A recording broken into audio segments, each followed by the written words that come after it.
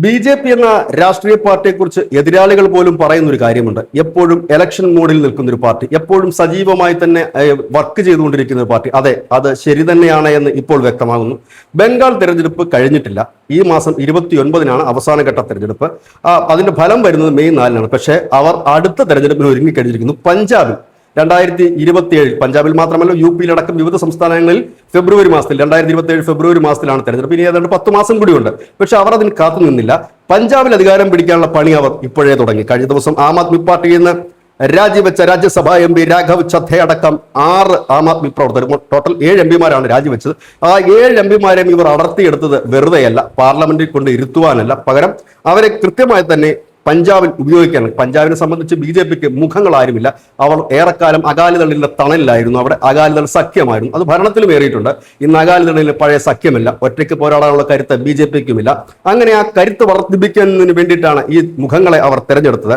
ഇടക്കാലത്ത് അവർക്ക് മുഖമായിരുന്നത് ക്യാപ്റ്റൻ അമരീന്ദർ സിംഗ് ആയിരുന്നു. പ്രായാധിക്യത്തിൽ അദ്ദേഹത്തിന് ഇപ്പോൾ വയ്യാതായിരിക്കുന്നു. ഈ അടുത്ത കാലത്ത് കോൺഗ്രസിൽ നിന്ന നവനീത് സിംഗ് ബിഡു, അദ്ദേഹമാണ് ഇപ്പോഴത്തെ ബി.ജെ.പിയുടെ മുഖം. ഒരു മുഖം കൊണ്ട് കാര്യമില്ല പഞ്ചാബിൽ. അതുകൊണ്ട് തന്നെ അനവധി മുഖങ്ങൾ വേണം. അവിടെയാണ് രാഘവ് ചദ്ധ, ഹർഭജൻ സിംഗ് തുടങ്ങിയ ഇപ്പോൾ ബി.ജെ.പിയിൽ പുതിയതായി ചേർന്ന എംപിമാരെ ഉപയോഗപ്പെടുത്താൻ ബി.ജെ.പി തീരുമാനിച്ചിരിക്കുന്നത്. ഇവിടെ നിലവിൽ ഇപ്പോഴത്തെ പഞ്ചാബ് നിയമസഭയിൽ ബി.ജെ.പിക്ക് 2 MLA-മാർ മാത്രമാണുള്ളത്.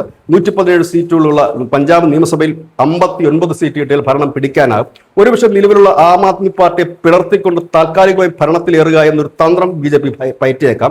അത് പരാജയപ്പെടുകയാണെങ്കിൽ അവരുടെ പ്ലാൻ ബി, അത് ഈ രാജിവെച്ച 7 എംപിമാരെ അണിനിരത്തിക്കൊണ്ട് പഞ്ചാബ് നിയമസഭാ തെരഞ്ഞെടുപ്പിൽ പങ്കെടുക്കുക, ആ നിയമസഭയിൽ 2ാം സ്ഥാനത്ത്, അതായത് പ്രതിപക്ഷമായി മാറുക, അടുത്ത തിരഞ്ഞെടുപ്പിലേക്ക് വരുമ്പോൾ പഞ്ചാബ് പിടിച്ചെടുക്കുക എന്നുള്ളത്. കാരണം ബി.ജെ.പിക്ക് ഇതുവരെ ഒറ്റയ്ക്ക് മുന്നേറാൻ കഴിയാത്ത സംസ്ഥാനങ്ങളിൽ അപൂർവമായ ചില സംസ്ഥാനങ്ങളാണ്. ആ സംസ്ഥാനങ്ങളൊന്ന് പഞ്ചാബാണ്.